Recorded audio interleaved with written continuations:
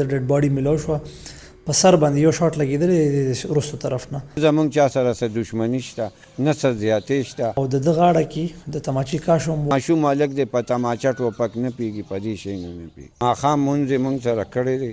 د ماښام مانځه نه چې ووته دی 7 بجې واپس کور ته راځي.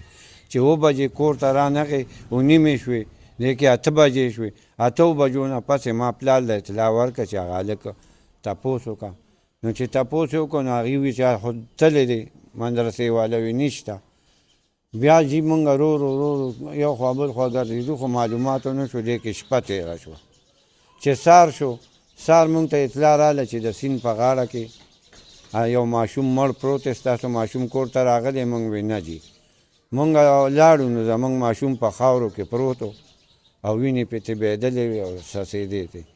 بس جي بیا پولیس والا راغلي و هغې اوچت کړ پوسټ مارټم له یې بوتله.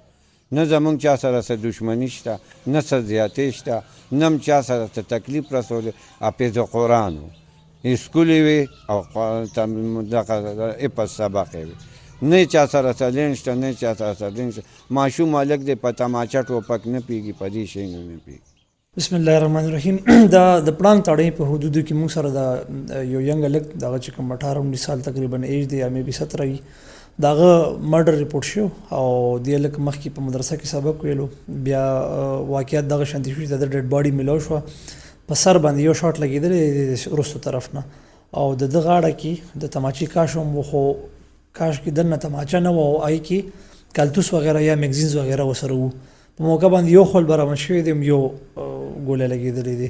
حاضر ساعت دعویداري دي په نامعلومه باندې کړې ده خو پولیس لګیا دی په دې کې تفتیش باندې کاروي شروع شوې ده او انشاءالله امید دی چې ډېر ژر به که خیر مونږ ملزمان ته ورسو.